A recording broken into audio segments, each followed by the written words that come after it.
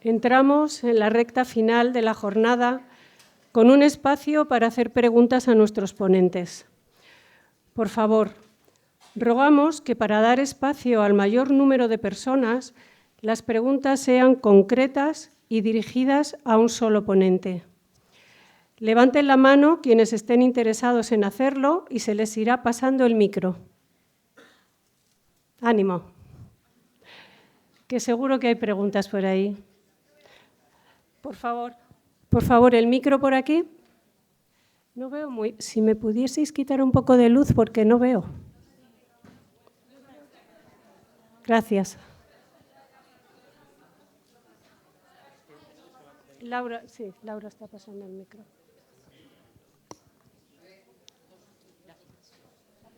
Gracias. Sí, se me oye. Le quiero hacer una pregunta a la doctora Luján. Y bueno, a ella porque creo que es la que me va a poder contestar, a lo mejor los demás. Yo quería saber... Estoy aquí. No se ve al público. Si se puede bajar un poquitín la luz o subir a ellos. No sé si me ha oído. Sí, no, que querías hacerme una pregunta.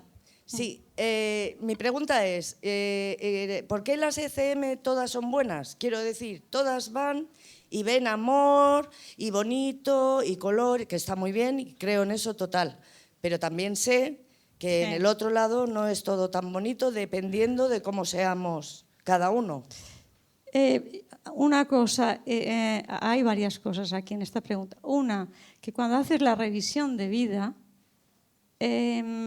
estás sintiendo lo que has hecho tú a la otra persona. Estás reviviendo como actor lo que le has hecho. Y eso te puede quedar un dolor y luego vienes a intentar resolverlo.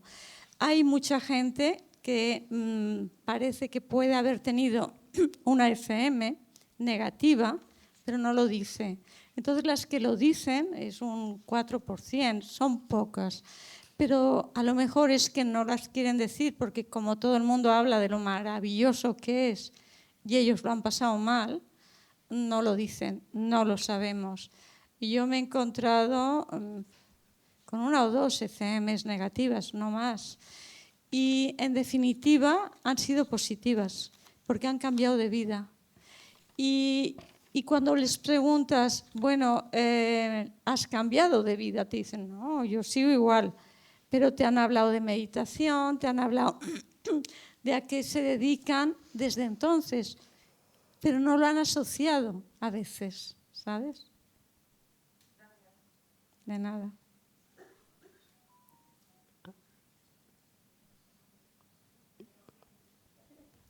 Por favor, aquí.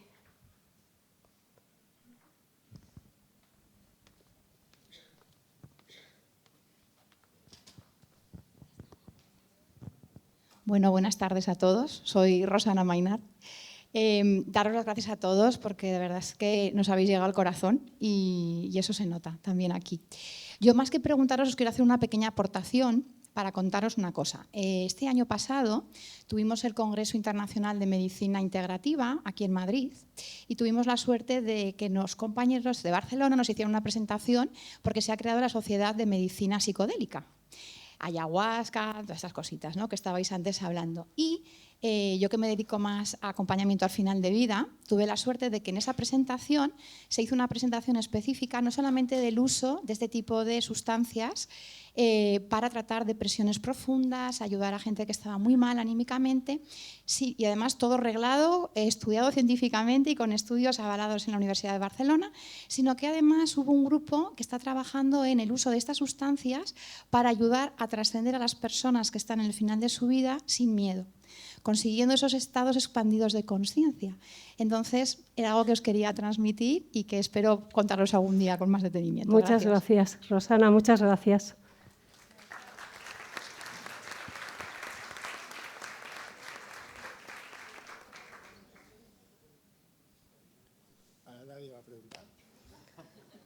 Es un público tímido.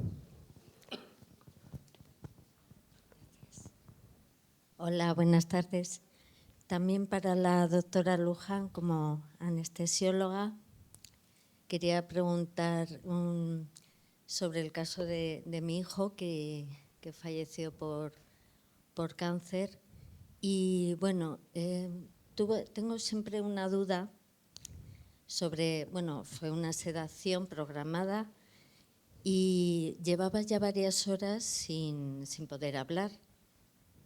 Solamente hubo una respuesta, digamos, mecánica.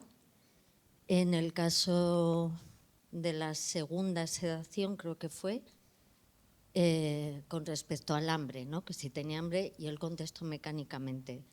Después tuvo horas sin hablar, ya se acercaba el final y como una hora y media antes, le pregunté, cuando le pusieron la última sedación, que cómo se encontraba, pero no pensé que me fuera a responder, la verdad, porque eran ya muchas horas sin hablar. Y me impresionó mucho porque de una manera absolutamente coordinada, la frase fue rotunda, bien conectada, sus palabras fueron: me encuentro muy bien, he comenzado el camino, utilizando este verbo, que es complicado, y no quiero volver. Ahí había comenzado ya el camino, el tránsito. Como no sé en qué parte de la sedación es posible dejar de hablar o imposible, por eso lo comento. Muchas gracias. Estás planteando una cosa muy interesante. En primer lugar, no hay un momento en que se van. Previo, entran y salen, están y se van. No siempre están aquí, están entre dos mundos. Y luego es muy curioso que con una sedación, que era la segunda, ¿no? La segunda sedación, la tercera pudiese contestar perfectamente. Entonces, eso también da una esperanza a muchas personas que han aceptado la sedación para su familiar y luego les queda la duda de si han hecho bien o han hecho mal y les han impedido hacer el camino. Tú eres una demostración de que el camino lo estaba haciendo. O sea, que la gente que tenga esa duda, que no se preocupe. Y gracias por compartirlo. Sí, muchas gracias.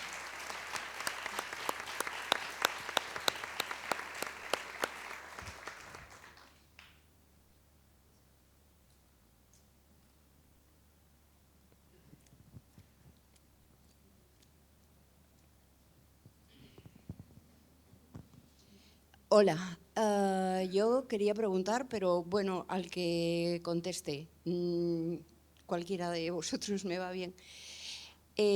A ver, yo soy partidaria de cuando nos vamos, estar consciente de ese momento, ¿no?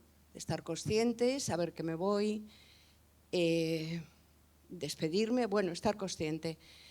Pero cuando estás en un hospital, te ofrecen la sedación.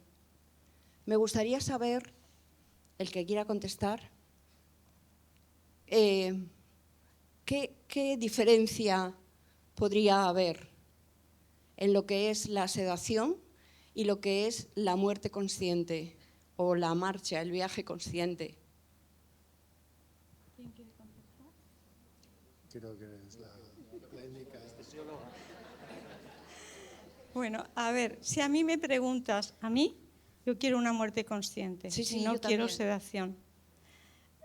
Si me preguntas, es mi hijo, es mi marido y está sufriendo mucho y le ves que está sufriendo mucho, le haces una sedación y te quedas tranquila, porque el alma es más que el cerebro y que la sedación. Sí. Fíjate que estamos hablando todo el día de experiencias cercanas a la muerte, sí, de experiencias totales, plenas, con una parada cardíaca y el cerebro que no está funcionando.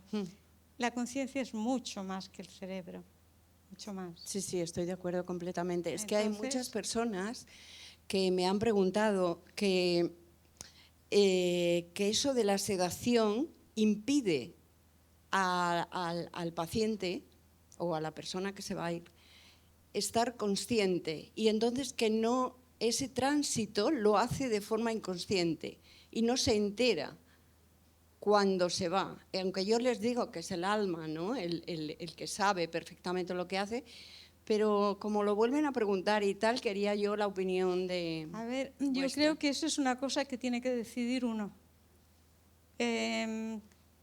No puedes hacer lo que el otro crea. Si tú estás al lado de alguien que está sufriendo, no tiene por qué sufrir. La conciencia está más allá, y el alma. Pero cuando uno está en el camino de conciencia, pide yo estar muy consciente de la vida y muy consciente de la muerte. Exacto. Muy bien, muchas gracias. A ti.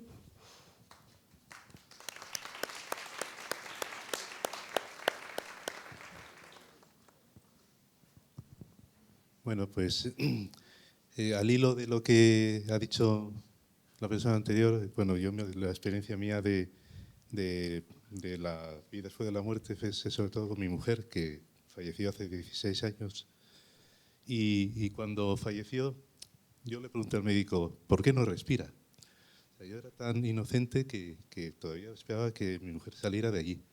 Y ya la estaban sedando. Yo tenía la máquina de la morfina encima y ya había pactado pues esa sedación. Y bueno, pues yo creo que después tuve la conciencia muy clara de que ella seguía viviendo en otro lugar, ¿no? Y eso me ha acompañado desde el primer día. Desde el primer día de su muerte, pues yo sé que está en algún sitio, ¿no? Y vosotros, bueno, sobre todo Óscar, pues ha tenido la experiencia de que sí, de vivir esa otra vida, ¿no? Y después, cuando yo tenía 25 años, también conocí a una persona que tuvo esa experiencia. O sea, ya hace muchos años, pues yo tengo ya 63, ¿no? Entonces, yo he tenido siempre claro que hay una vida después de esta vida, ¿no? No sé cómo será, pero ya no nos daremos cuenta, ¿no? Bueno, pues gracias.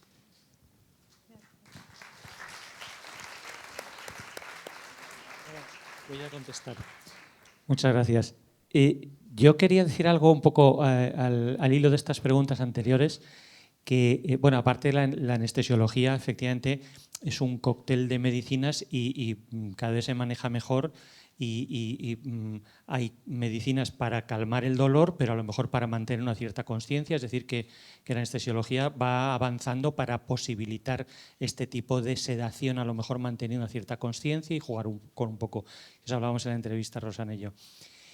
Y en relación a esta pregunta también y a la anterior, de si te das cuenta o no te das cuenta, yo creo que lo que es muy importante es, antes de que llegue ese momento, tener la conciencia clara de que yo sigo viviendo, que es lo que pasa, que es que yo tengo una conciencia mayor, que a lo mejor efectivamente no estoy plenamente consciente en el momento de transicionar, pero sé más o menos, nunca se sabe a ciencia cierta, pero yo estoy convencido, sé lo que me va a pasar, ¿no? O sea, tener ya la idea previa, y por eso estas cosas están muy bien, y estas ideas que están apoyadas seriamente por gran parte de la ciencia, tener una cierta idea de que esto es un tránsito y que, bueno, cuando me llegue el momento, igual no me doy cuenta justo en el momento, pero cuando me vea en el otro lado digo, anda, ya sé lo que me está pasando, ¿no? O sea, durante la vida el estar con estas ideas un poquito claras, yo creo que también ayudará mucho, supongo.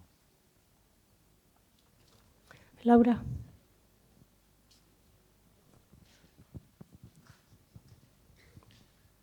Buenas tardes. Primero quiero agradecer porque yo en principio decía voy a quedarme solo la mañana, que esto va a ser un rollo, y aquí estoy todavía. Os agradezco a todas y a todos. Es maravilloso el poder compartir esto. Y yo quería hacer una pregunta relacionado con una vivencia que tuve yo a los 18 años que tiene que ver con el túnel, el famoso túnel. Yo no he tenido una ECM, pero sí en una noche una fuerza me atrapó y yo pasé el túnel y la luz. Y luego, años después, un gran amigo que le cortaron un brazo cuando era niño, también me contó su experiencia del túnel. Hay registros de muchas personas que pasan por el túnel, como ha contado el compañero antes, el famoso túnel y la luz. ¿Hay registro de esto? ¿Por qué el túnel y la luz? Es como una pregunta que me hago yo, ¿no? ¿Por qué hay que pasar por un túnel oscuro, donde al final hay una luz y donde hay esa expansión de conciencia y ese amor tan infinito donde sentimos todos? Y yo no he pasado por la ECM, o sea que, bueno, pues quien quiera contestar. Obviamente yo no tengo respuesta al misterio, ¿no? Pero sí que intuyo que desde aquí juzgamos como que un túnel o la oscuridad es algo negativo. Cuando nosotros entramos aquí, estamos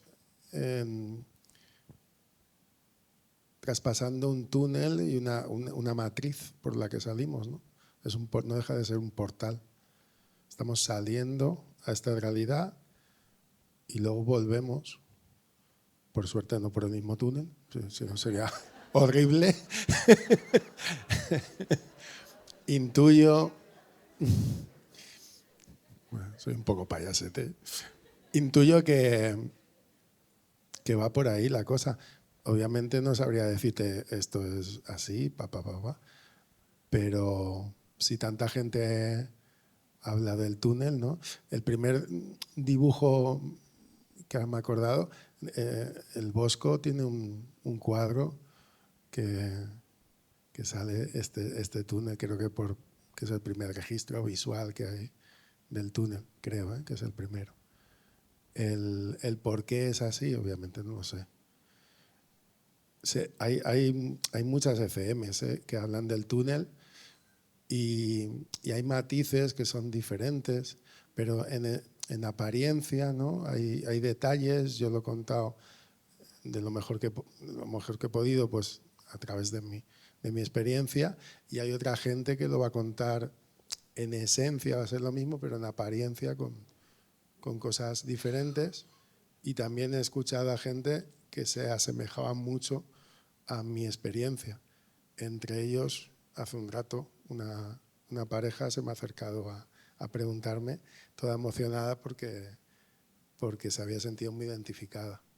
Cuando eso pasa, que a mí me ha pasado, que escuchas a otra persona y lo explica de una manera que se asemeja mucho a lo que tú viviste, claro, es como, guau, que bueno, que no estoy loco. Bueno, no sé si te he respondido.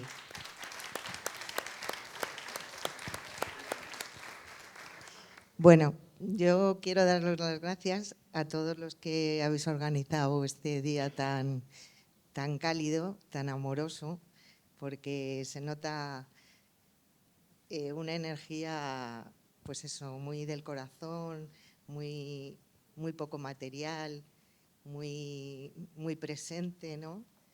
Y bueno, eso, quería daros las gracias a los que habéis tenido la valentía, como mi marido, que venía diciendo que él no entraba, que él no quería, que venía asustado. Y yo le he dicho, anda, ve para arriba, corre, anda. Y pues eso, ¿no? Que habéis sido muy valientes y que nos habéis hecho pasar un buen rato. Bueno, por lo menos a mí, creo que a los demás también. Y mi pregunta era, que no sé quién me la podéis contestar, ¿cómo ayuda la meditación para hacer este tránsito de la muerte del cuerpo a ir al otro lado, donde pues está el alma o la energía o llamémoslo como queramos, ¿no? Porque yo, que medito mucho, siempre he dicho, ay, me encantaría hacer el tránsito a través de una meditación de estas que te salen al día, buenísimas, que te expandes, que todo es maravilloso. Entonces, no sé si estaré andando un poco equivocada, y era pues si alguno de vosotros me podéis explicar. Bueno, a ver, yo te cuento mi experiencia personal, ¿vale? Cuando meditamos, o cuando empiezas a meditar, o por lo menos es lo que a mí me pasó, parece como que te van a pasar cosas. Entonces vas a cerrar los ojos, vas a estar Y entonces, bueno, pues van a empezar a suceder temas paranormales y vas a empezar a escuchar o vas a empezar a sentir. La verdad es que yo era tan mental que era imposible. Lo único que podía observar eran mis pensamientos y cómo era un ruido enorme que había allí. Y a medida que fui meditando, esos pensamientos, ese ruido se fue ordenando, y a medida que se fue ordenando fueron desapareciendo pensamientos y se fueron quedando solo los que a mí me marcaban lo que eran las preocupaciones de verdad, no lo que pensaba que me preocupaba. Y a medida que vas avanzando llega un momento en el que los pensamientos se terminan diluyendo, pero no es que desaparezcan, es imposible parar de pensar, ¿no? Y tampoco es bueno. Pero en mi ejercicio, que fue al cabo de un tiempo, no sé si fue, a lo mejor fue 1 año o 2 años o unos meses, cuando ese ruido mental va desapareciendo y te vas ordenando, es verdad que empiezas a escuchar algunas voces en forma de pensamiento, pero ya sabes que no son pensamientos porque los has dejado a un lado. Y en esas voces, a veces, tú sabes identificar cuál es la tuya, cuál es tu voz interior de ese ser que hablaba antes, ¿no? Y entonces ahí empieza un poco esa primera parte un poco mística que sí que sucede durante la meditación, que es escuchas, pero que lo puedes escuchar durante el día, que puede ser la intuición. Cuando ya estás un poco avanzado en la meditación, y yo en mi caso hago 20-25 minutos al día como mucho, o sea que no pensemos que estamos. Pero es verdad que suceden cosas, esa experiencia de vivir esa experiencia, a mí por lo menos no me ha pasado durante la meditación. Sé que me han pasado momentos de notar presencia, de notarme ese amor del que hablaba antes y del que intentaba describir Óscar, que no lo puedes describir, yo no lo puedo describir tampoco. Pero sí que es verdad que, por ejemplo, y me he visto muy reflejado en la ECM de Óscar, yo tuve un sueño hace un par de meses, no era el túnel, pero no fue un sueño porque fue muy vívido, o sea, fue un sueño, estaba dormido, no, pero en el que yo estaba viendo a mi hijo que estaba haciendo surf en una playa paradisíaca preciosa, con un sol precioso, el agua, una montaña llena de vegetación y la arena. Y yo era en lo que me fijaba. Yo era el agua, era esa espuma, era la montaña. Llegó un momento en el que, y todavía se me eriza el pelo, ¿no? En el que yo era la felicidad de mi hijo. A mi hijo le estaba saliendo bien esa primera ola. Y entonces me ponía en primera persona, en cámara de mi hijo, y él iba llegando a la orilla, y en la orilla coge la tabla, y entonces yo supe que se iba a encontrar, se iba a cruzar en ese momento con el que iba a ser su mejor amigo. Y se cruzaba con un amigo, ¿no? Para mí eso no es un sueño, porque si no, no lo recordaría o no lo estaría viviendo tanto.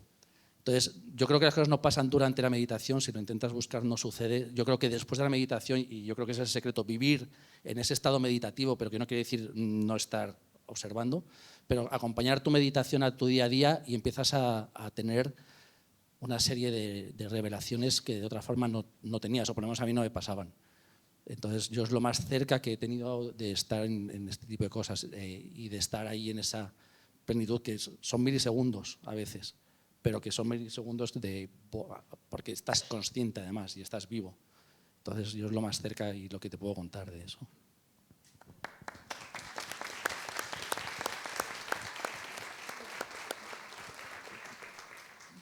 Aquí, sí, a vuestra derecha. Mi nombre es Andrés Jordán. Os quiero hacer una pregunta, pero para hacerosla os tengo que compartir un poco mi experiencia, cómo fue. Bueno, yo hace 6 años, en el 2019, antes de la pandemia, justo antes, en noviembre, yo tuve un brote psicótico que derivó en un intento autolítico. Entonces, en una salida del psiquiátrico, pues yo estaba muy ido, había estado un mes despersonalizado, o sea, el brote, la psicosis me había despersonalizado por completo y acabé precipitándome por un barranco de 8 metros. Entonces pasaron 2 cosas. En el momento en el que, cuando he dicho despersonalizado, no significa que no hubiera un espectador ahí viendo todo lo que pasaba o todo lo que hacía. Había una conciencia mínima que siempre veía todo lo que hacía, pero que yo no podía controlar. Entonces, en el momento en el que doy el salto, todo se vuelve negro. No sentí los huesos que se me rompieron, no los llegué a sentir. yo sé que si los llego a sentir ya no estaré aquí, del dolor que hubiera sentido. Y lo que sí que tengo el recuerdo sensorial es de acelerar en esa oscuridad y en el impacto tengo registrado el recuerdo de sentir acolchadito. Pues en ese momento despierto y volví en mí un mes después. Toda mi persona, todo mi carácter, todo mi yo regresó y claro, yo dije, oh Dios, pero ha pasado algo muy grave, oh, demasiado grave. Entonces la pregunta es, no sé si hay registros y me gustaría saber si hubiera algún registro porque yo esto se lo he comentado a mi psiquiatra y la pregunta era, o sea, yo le preguntaba, pero ¿cómo fue posible que después de dar el salto yo volviera en mí? Y me dijo que era a causa de la adrenalina. Gracias. Muchas gracias. Entonces, quiero saber qué pasó ahí. No sé si alguien de ustedes puede intentar responder a la pregunta. Yo también quiero saber qué pasa. Aquí, como estoy el último,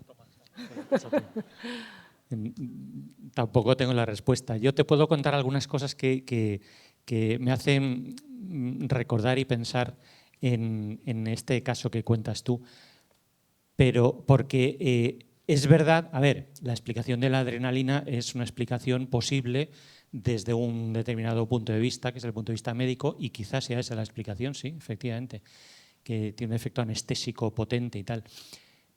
Pero es verdad que en las ECMs muchas veces cuentan efectivamente que desaparece el dolor brutal de también en accidentes y los traumas y todas estas cosas, desaparecen de repente y que cuando vuelven al cuerpo vuelve a aparecer el dolor de repente.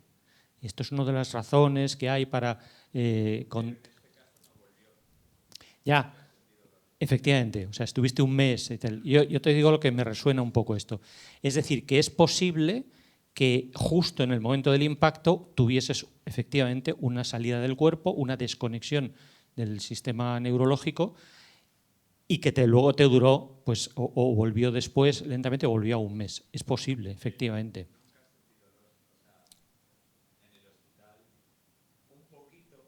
Sí. Sí. Pues es posible que haya una explicación de tipo de separación durante todo ese tiempo y vuelta cuando ya el dolor está muy, muy apaciguado. Es posible, sí, sí.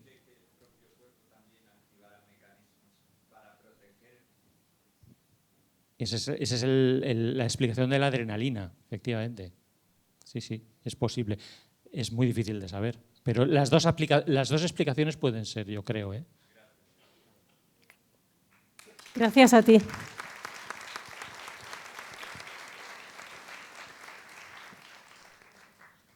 Óscar. ¿Eres Luis? Sí, soy Luis. Es que no se ve muy bien. Sí. Oye, tú que has metido la nariz en el asunto del sufismo, del chamanismo, etcétera, etcétera, y sabiendo todo lo que se ha aprendido en estos últimos 50 años sobre todo este asunto, ¿cuánto crees que está actualizado o desactualizado el libro tibetano de los muertos respecto a toda la narrativa que hace de los bardos? No sé si es muy difícil la pregunta, te dejo que utilices comodines con tus... Hombre, por supuesto. Ahora mismo te respondo. Me he leído la Upanishad entera. Busca.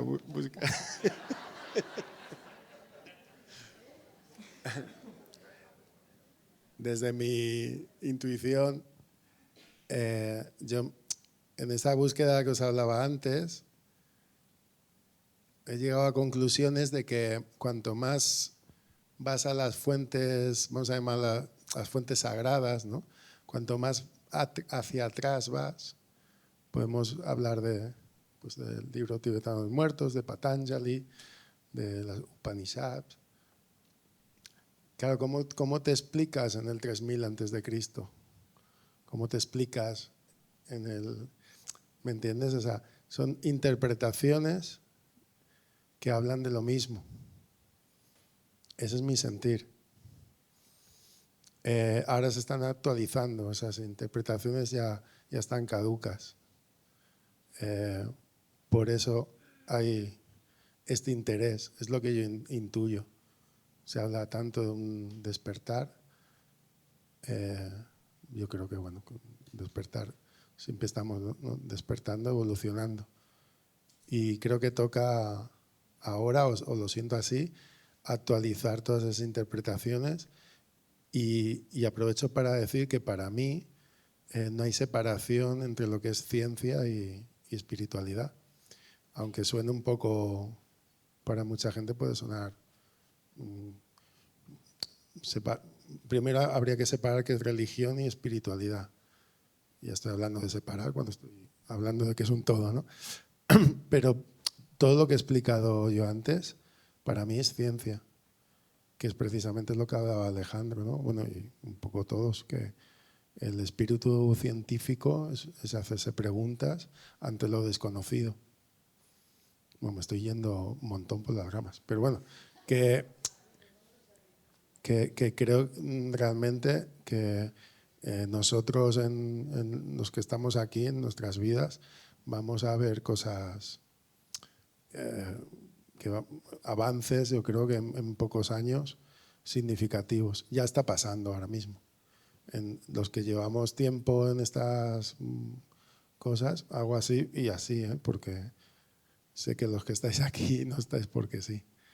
Y eso que te vas dando cuenta que la cosa se está abriendo y que están habiendo cambios muy, muy significativos. No sé si te respondo en algo, pero...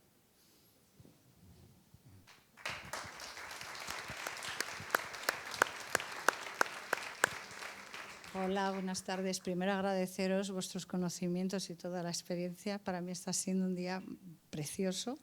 Y a razón o en relación a lo que ha dicho Lucinio sobre el túnel y tal, yo quiero aportar la experiencia de mi tío. Hace 30 años yo estaba estudiando primero de enfermería y él tuvo un infarto tremendo que le dejó un 40% de corazón funcionando y entró pues, para trasplante inmediato urgente.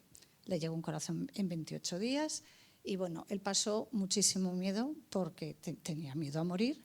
Y es que le estaba rondando de una manera fehaciente. Entonces, bueno, pasó varias experiencias que, pues eso, lidiando con que se podía ir y él pasó muchísimo miedo.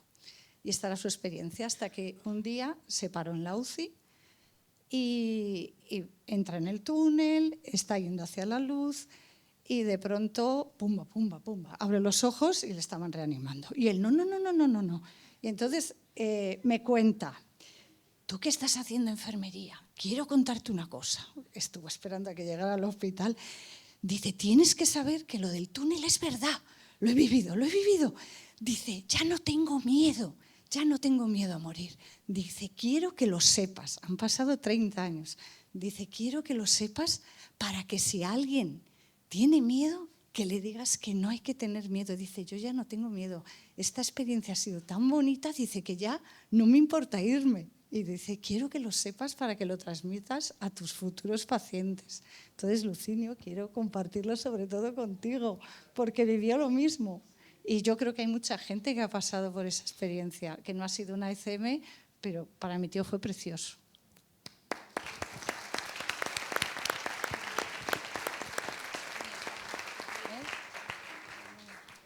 Hola, buenas tardes. Soy Magdalena y nada, daros las gracias como todos mis compañeros. Y bueno, yo quería haceros una pregunta. Después de la ECM, ¿habéis tenido alguna capacidad especial que antes no tuvierais? Ahora diré por qué pregunto esto, pero me gustaría saber. Me ha tocado. Sí.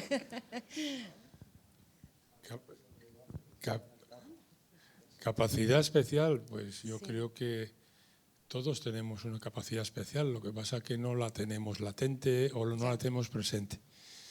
Lo que hace la ECM es que hay una mayor sensibilidad. Empiezas a funcionar desde el corazón y descubres que tienes capacidades que antes no percibías.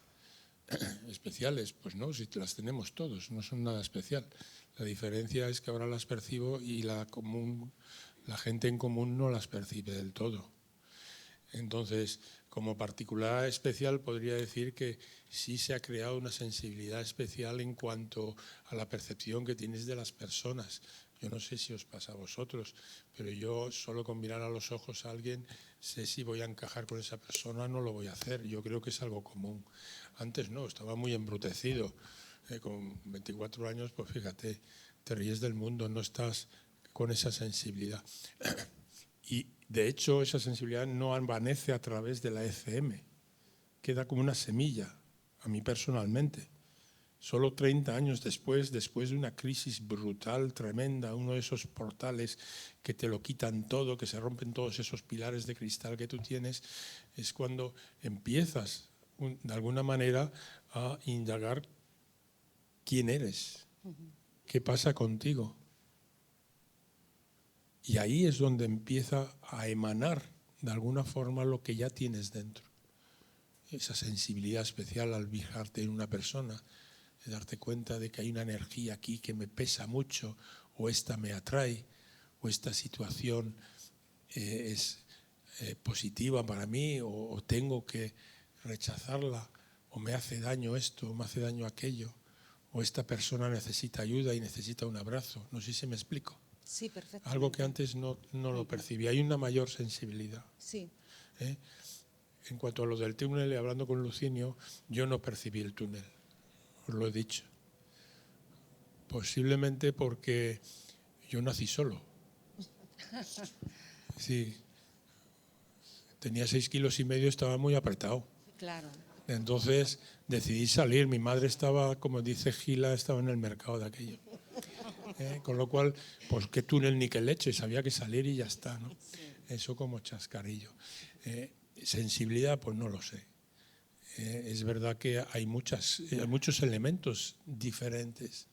Percibo las dos vidas, esta que es pequeñita y la que es grande. Percibo de que las dos están integrados en lo mismo, no son diferentes. Percibo que cuando estoy enfadado también soy yo, y que está actuando el poco yo. Percibo que cuando me emociono con algo bello, es el mucho yo el que está respondiendo. Son pocas cosas, son pequeñitas, no son espectaculares.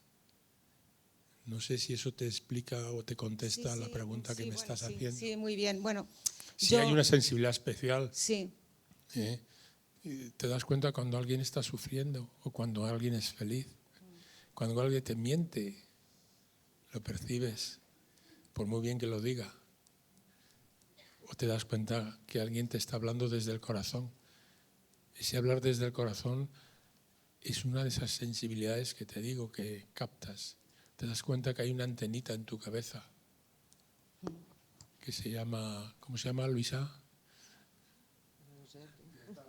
La antenita de la cabeza.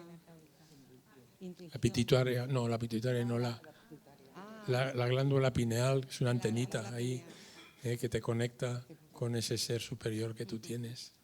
Y que puedes preguntarle, como decía alguien por aquí, oye, mira que tengo este problema, y funciona. Y crees en ello. Esas son lo que has captado.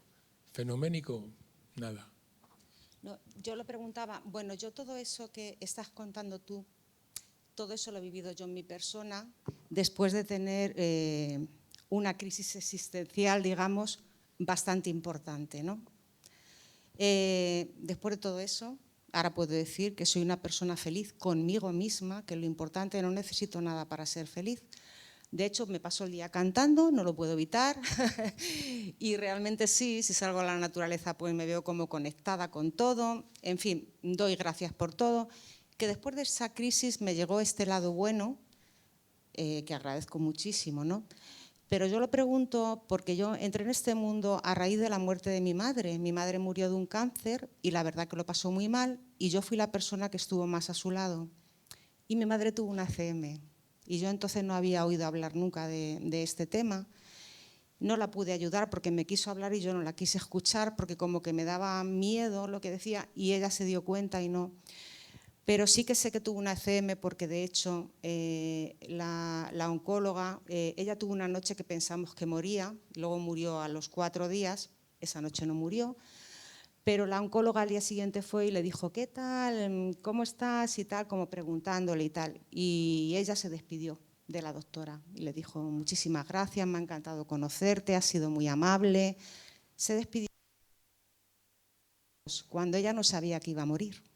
Lo cual quiere decir que efectivamente, y yo a veces le decía, mira, ¿quieres que te ponga esto en la tele? Y me decía, no, no, y estaba mirando como para afuera, estaba como en un éxtasis, no sé cómo explicarlo, estaba a lo suyo, ¿no? O sea, que ella estaba viendo cosas ya, ¿no? Entonces, pero es que a raíz de morir mi madre, a mí me pasan cosas extrañísimas. O sea, que la gente podría decir, bueno, si yo viviera sola dirían, pues está loca, pero es que mi marido está en casa y también lo vive. Al principio le daba mucho miedo, a mí no, pero se nos enciende la tele, cualquiera de las que hay en casa, se nos pone el robot en funcionamiento, la rumba esta, limpia sola, en fin, una serie de cosas. Y no es que me pase solo en casa, porque poder decir, yo de hecho la rumba la llevé al servicio técnico, que me miraran que se ponía a funcionar sola. Y más yo a lo mejor me iba de casa, me iba a Sevilla a ver a mi hija que vive allí y cuando volvía me había limpiado toda la casa sin yo programarla ni nada, ¿no? Y yo decía, bueno, esto, ¿qué pasa, no? O sea, en momentos muy especiales o cuando yo estoy algo alterada por lo que sea, se me encienden las teles, o sea, voy a un hotel y también me pasa, también se me enciende en el hotel la tele. Entonces yo digo, bueno, ¿qué está pasando aquí? Es a raíz del fallecimiento de mi madre me está pasando todo esto. Y de esto hace ya 11 años, es que no es de ayer. Aparte, que yo también me leí el libro de Juan, a lo mejor soy muy pesada, me alargo mucho, el libro este de JJ Benítez de Pactos y Señales, y yo dije, bueno, pues yo le iba a pedir a mi madre un pacto, a ver si, pues sí, me mandó lo que le pedí. Y bueno, es que he tenido muchísimas cosas en la vida que no pueden ser casualidades, a raíz de aquello.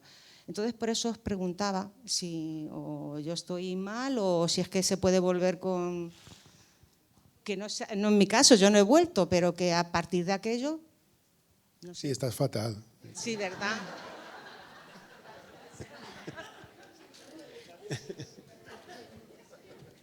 No, bueno, está claro que se te estaba enviando un mensaje, ¿no? Ha llegado un mensaje. Ellos se comunican. Antes hablábamos, no me acuerdo quién, de educar la mirada. Aquello donde es más sutil, que a veces no, en el día a día no nos fijamos. Sí que hay mucha gente que ha pasado ECMs que se le despiertan ciertas sensibilidades, que hablaba Juan Antonio, de percibir, tener una mayor empatía, percibir la pena de otra persona sin conocerla de nada, tener más sensibilidad con los niños, con los bebés. A mí me pasa, no sé qué tengo, es como un imán, los críos pequeñitos me quedan mirando y yo les devuelvo una sonrisa. Son cosas, como decía Juan Antonio, muy sutiles, muy pequeñas, pero que están ahí. Y si posas la mirada ahí, pues vas con una sonrisa y vas con otra, creo yo.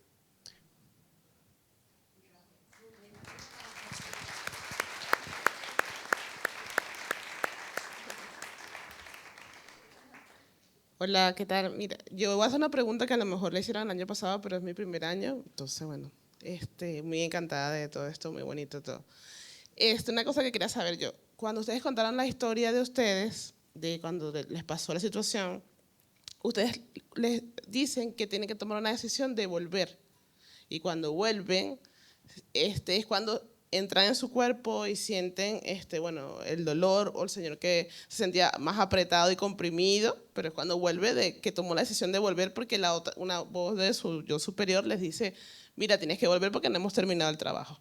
Entonces, ¿qué pasa? O sea, eso parecía que fuera como inmediato, pero ¿qué pasa con la gente que está en coma O sea, están tomando la decisión, se están demorando en tomarla, no quieren volver, o sea, tienen ahí una lucha de que no quiero, si quiero, no quiero, si quiero, y pasan meses o quizás años, y después dicen, bueno, sí vuelvo, y aparecen otra vez, o qué pasa con el coma, porque me parece que se parece mucho a una experiencia de ese tipo, no sé.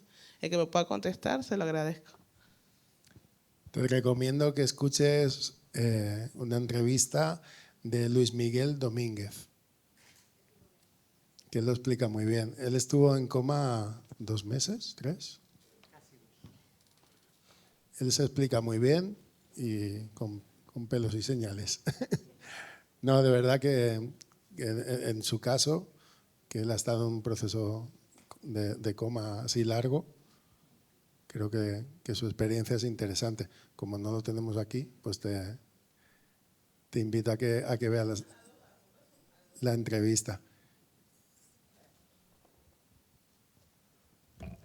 Primero, el tiempo en el otro lado no tiene nada que ver con el tiempo aquí.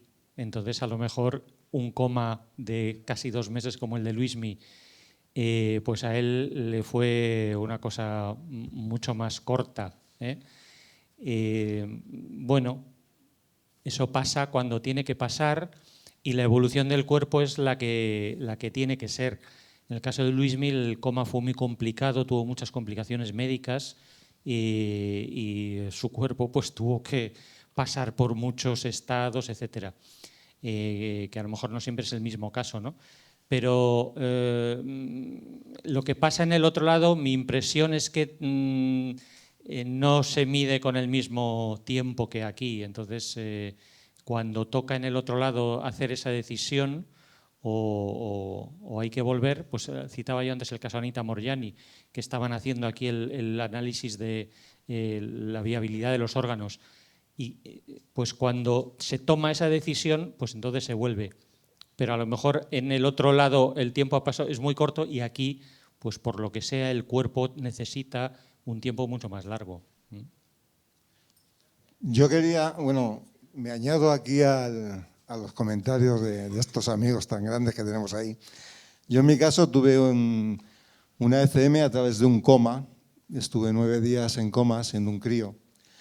Y bueno, es decir, lo que estaba diciendo Alejandro. No tiene sensación de tiempo. Todo está ocurriendo en presente. Yo no te podría decir si fue en el primer día del coma, fue en el primer instante que entré en coma o fue en el último, no lo sé. El mensaje fue conciso y directo. Allí, esa presencia, que en concreto fue mi abuelo había fallecido 5 años antes, fue el que me dijo que no me podía quedar allí y que tenía que volver. Eso a mí me cabreó bastante, porque el sitio, a pesar de que yo era consciente del dolor de mis padres, de la preocupación, porque a mí me habían desahuciado los médicos, yo percibía esa angustia, pero entendía que todo estaba bien y que todo era correcto. No era un acto egoísta decir yo estoy aquí de puta madre y que os den por saco, no. Era entender, o sea, una amplitud de la conciencia, de la capacidad de entenderlo todo y llegar a la conclusión de que todo estaba bien y todo era perfecto.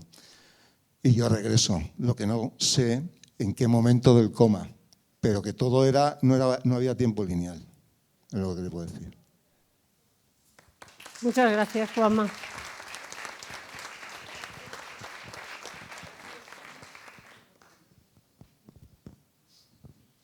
Hola, buenas tardes. Lo primero, agradeceros a todos, que ha sido una tarde maravillosa. Y bueno, os quería preguntar acerca de estas experiencias negativas de las que hay muy poca bibliografía, porque claro, efectivamente, pues es más fácil, aunque difícil, contar algo positivo que efectivamente algo negativo que además tiene una carga quizá como de culpabilidad, ¿no? De qué he hecho yo para merecer una experiencia de este tipo que además marca tanto, negativa, que puede acabar siendo positiva, como decía la doctora Luján, porque hay un cambio en la vida. Pero no sé si existe alguna hipótesis de por qué puede suceder esto, porque yo he leído algo relacionado que asesinos, que aquí consideramos que eso, claro, es una agresión total a lo que somos, ¿no? a la esencia de nuestra vida, han tenido experiencias positivas y sin embargo a lo mejor una ama de casa ha tenido una experiencia negativa. Y yo me preguntaba si eso también puede tener que ver con nuestro nivel consciencial, de lo que nosotros creemos. A lo mejor si tú crees en el infierno, realmente puedes vivir un infierno, ¿no? en el transcurso de una ECM. O no sé, pues si hay alguna hipótesis, por entender un poco más, porque es como un poco inquietante, ¿no? Aunque hay poca referencia, pues es como, ¿me puede pasar a mí?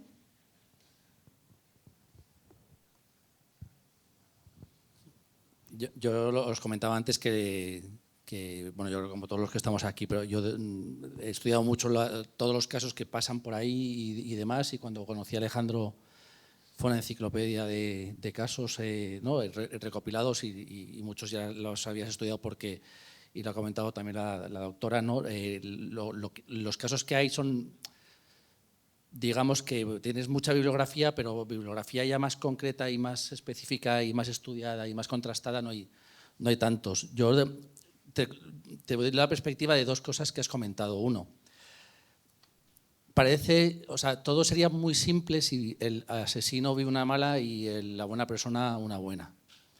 Eso simplificaría tanto la vida que no apunta a que pueda ser así, porque en el fondo el asesino, porque ha asesinado, qué le ha pasado, ¿no? En las terapias regresivas o lo que ha comentado antes Alejandro, cuando le golpeaba al otro y él vive en primera persona que le está golpeando, dice, yo no me reconozco en esa persona, estaba actuando mal, sí, porque estaba actuando mal, no somos quienes para juzgar eso. Entonces, si buscamos por ese camino, yo creo que no encontraríamos la respuesta. Por otro lado, lo ha comentado la doctora, hay experiencias que son positivas, pero cuando vuelves, cambias o alguna cosa. Yo lo que he leído, y recuerdo ahora en el de Van Lommel, el de Más allá de la consciencia, habla de algunas negativas que en ese caso se habían convertido incluso en la propia experiencia en positivas. Es decir, habían empezado negativas, pero en el transcurso habían avanzado o evolucionado hacia positivas estando allí. Puede ser que lo que solo lo han vivido negativas han vuelto antes de continuar o puede ser cualquier cosa. Yo lo que sí que no creo que nunca se encontrase fuese una dirección directa, porque entonces el juicio sería demasiado fácil, demasiado simple y nos podríamos juzgar nosotros unos a otros. Y yo creo que una de las cosas que más bonitas que el Señor Jesús, que yo creo que es de las que menos decimos, no, pero es que no nos juzguemos porque no tenemos ni idea de por qué el otro hace lo que hace, ¿no? Gracias.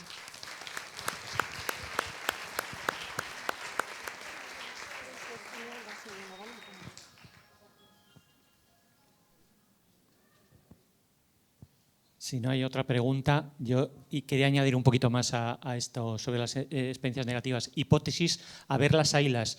El último libro de Samparnia, salió el año pasado, Muerte lúcida, habla un poquito de esto y él, que es el tipo con más experiencia en el estudio de las ECMs que hay ahora mismo en el mundo seguramente, dice que él asocia las ECMs negativas con no ECMs, tenía un poco que ver con el tema este del coma, con el despertar después de una ECM, pues en la UCI, la psicosis de la UCI, las alucinaciones estas asustantes del despertar de la psicosis de la UCI, que Luismi también tuvo, y Luismi también las ha contado, y que él distingue, pero él distingue perfectamente de que, o sea, que esas alucinaciones no eran la ECM, que fue lo de antes, ¿no?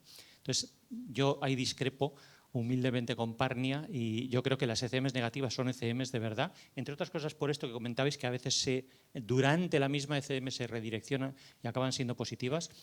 Y es un misterio, efectivamente. Es muy difícil hablar de ellas porque casi nadie habla de ellas, pero hay algunos testimonios buenos. Hay una tal Nancy Bush que tuvo una experiencia negativa, búscala por ahí, y ha hecho algún estudio interesante con Grayson sobre las experiencias negativas y sí, yo creo que son ECMs de verdad, es un misterio, pero tendrán su porqué y tendrán su para qué, sobre todo. Es decir, si hay que pasar por eso, hay que pasar por eso, y hay que aceptarlo deportivamente. Lo digo yo así muy fácilmente, pero bueno, en fin, ahí está. Yo quisiera añadir una cosa. En la ECM del doctor Iben Alexander, que es maravillosa y positivísima y todo, hay unos momentos en que está en el mundo del gusano. Y en ese mundo del gusano, él no se encuentra. Entonces encuentra la manera de elevar la vibración para en la misma experiencia, y es a través de la música, de un sonido, ¿no? Pero como hemos dicho, yo creo que a lo largo de todo el día cada uno tiene una serie de circunstancias en la vida y son para esa persona. Y te van a ayudar pues, a buscar, a cambiar, son. Lo que pasa es que nosotros queremos clasificarlo todo, buscarle las explicaciones a todo. Pero tampoco es necesario, es saberlo.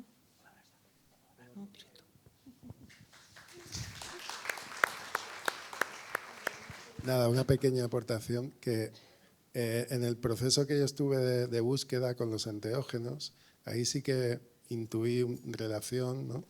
En cuanto a tú te dejas soltar, confiar en la experiencia, tanto en la ECM como en estos procesos, y si tú te agarras al miedo, sobre todo a la culpa, ahí entra la mente. Y cuando entra la mente, entra el juicio. De lo que está bien, de lo que está mal. En el todo es el todo. No hay moral, no hay juicio. Está todo bien. Y intuyo, que cada uno de nosotros, si hemos tenido diferentes experiencias, diferentes vidas, hemos sido un poquito de todo. Eso nos incomoda y no nos gusta. Pero si quitamos moral, quitamos juicio, son experiencias que nos ayudan, como acaba de decir Luján, a evolucionar y avanzar, porque si no lo vives no sabes lo que es ser un hijo de puta, por ejemplo. Hola. Hola, Óscar, es aquí, es para ti. Aquí arriba, aquí. Aquí, el palco. Has dicho que tuviste, una experiencia negativa. Te caíste con la bicicleta, un accidente de bicicleta. ¿Ha sido traumática esa situación, postraumática? Es decir, ¿se te ha pasado por la cabeza no montar en bicicleta? ¿O se te ha pasado por la cabeza, como estuviste en una situación placentera, digo, pues mira, pues si me meto otra hostia, pues... Bueno, gracias a esa experiencia negativa que tu mente juzga, tuve la experiencia más positiva, más maravillosa de mi vida. Yo sigo yendo en bici, de hecho voy al trabajo todos los días en bicicleta, aunque no lo parezca, y voy sin casco porque soy así de subnormal. Y bueno, es que a veces ponemos conciencia, algún trayecto que no, sobre todo estoy en Sabadell y voy a San Quirze, que está bastante cerca, y voy por todo un lateral de una carretera que está abandonada, por la cual no pasa nadie, voy muy tranquilo. Aún así debería llevar casco. Miedo a ir en bicicleta, al principio sí que me daba cosa, pero enseguida se me quitó, porque me gusta mucho ir en bicicleta y porque eso sí que lo digo muy en serio, vivir en miedo te aleja totalmente de vivir en amor. Quien quiera entender qué significa amor, no me refiero al amor romántico, al amor que pueda tener un padre o una madre a su hija. Cada uno se explica como puede, ¿no? Pero cuando hablamos de amor es muchísimo más que todo eso. Y vivir en miedo nos aleja de eso. Entonces yo voy a seguir yendo en bici. Si me vuelvo a caer, pues me volveré a caer, y si puedo levantarme, pues me levantaré. Ya me he caído, ¿eh?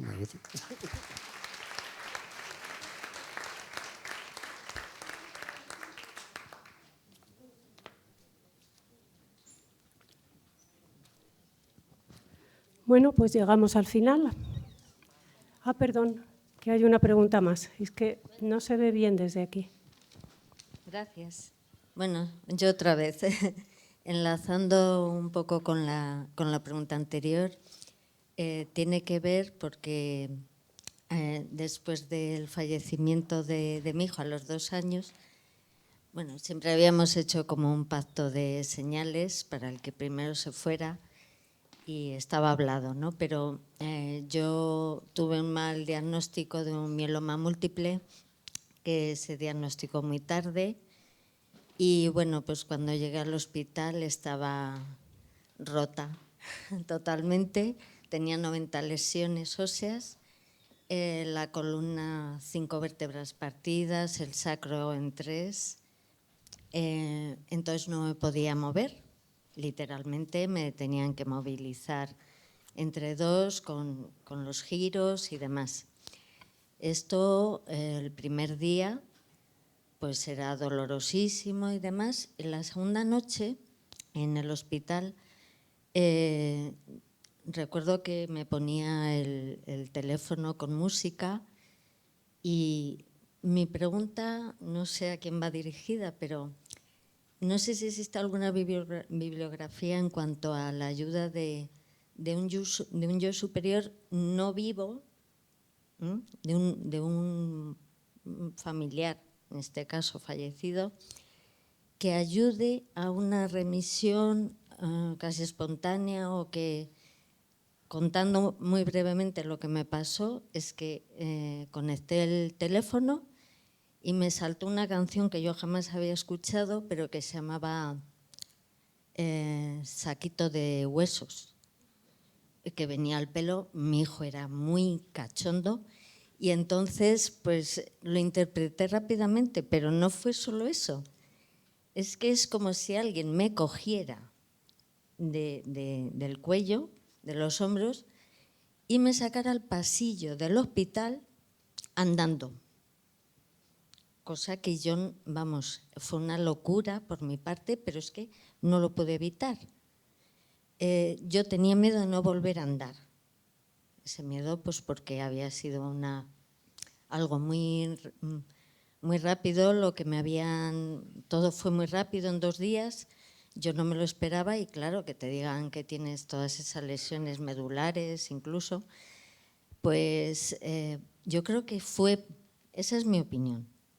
Para quitarme el miedo, él me puso ese tema referido a los huesos como para decir, soy yo el que te voy a levantar de ahí, te voy a demostrar que puedes andar.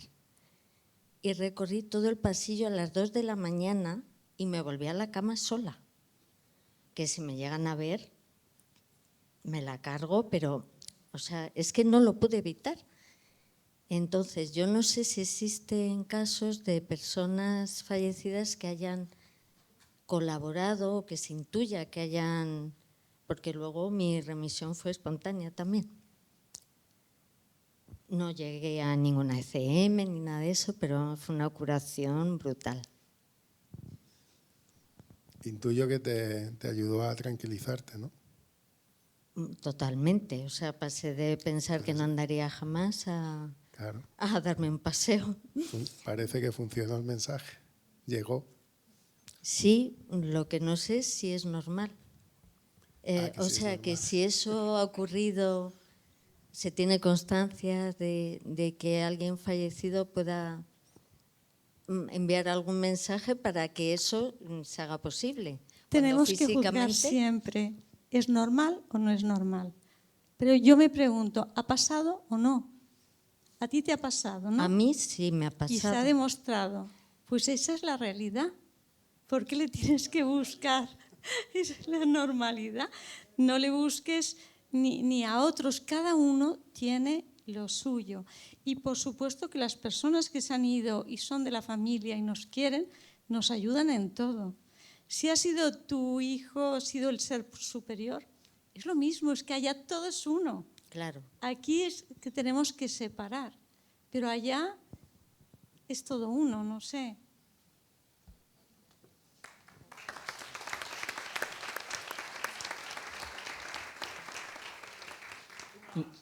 Yo no conozco ningún caso me suenan casos de intervenciones de una ECM de alguien que veía cómo en los hospitales pasan muchas cosas y se ven muchas cosas y otras muchas que no se ven.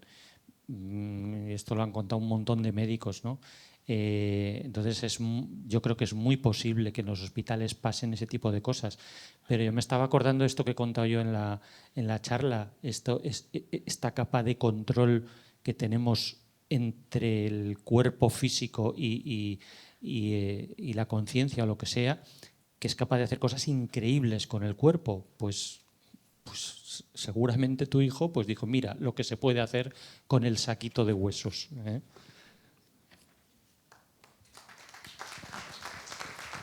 Bueno, esta ya es la última pregunta. Como os dije al principio, ahora vamos a pasar todos a la terraza exterior de atrás de Casa de Vacas y allí pues cualquiera que quiera ponerse en contacto con cualquiera de nosotros, pues encantados, os atendemos. Por favor. ¿Me permitís este aporte? Bueno, soy Lucinio otra vez. Bueno, yo acompañé a mi padre, que era completamente incrédulo, le acompañé en el proceso de dejar el cuerpo, ¿vale? Y en el momento de cerrar los ojos, su última palabra fue mamá. Vale, quiero contar esto porque 3 meses después yo fui a un masaje y la masajista, bueno, pues hablando con ella, que no me conocía de nada, me ofreció de hacerme una lectura de registros acásicos. Era la primera vez que yo me prestaba una lectura de los registros.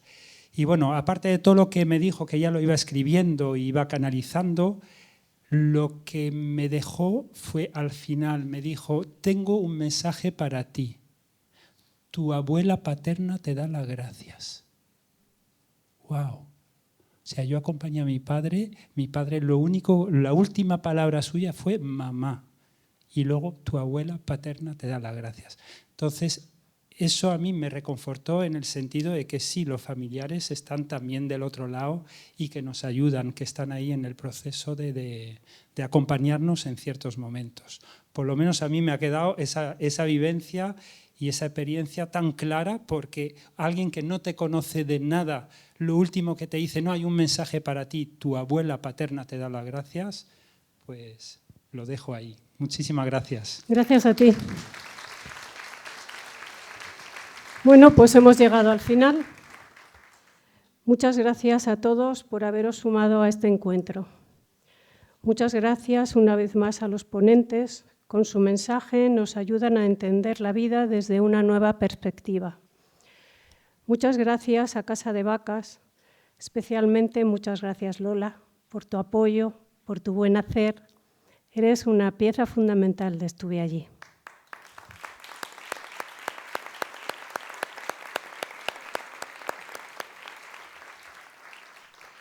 Confiamos que el día de hoy haya sido un día que sume en sus vidas y que este evento suponga un granito de arena más hacia la evolución en consciencia. Las grabaciones estarán disponibles en YouTube en unos días para poder compartirlo con aquellos a los que les pueda ser útil. Como comentábamos al principio y he dicho también hace un momentito, ahora nos iremos ya ha bajado el sol. Creo que se podrá estar bien en la parte trasera de la terraza. Los que quieran ir, pues allí estaremos. Y ya para finalizar, decir que todo surge de una idea creadora, de un pensamiento. La semilla que hizo posible que hoy estemos aquí surgió de 3 personas a quienes pido, por favor, que suban al escenario para recibir un aplauso que sirva como reconocimiento a su labor. Bernardo Rivavelarde, Juanma Martínez Patiño y Cristina Lite. Muchas gracias.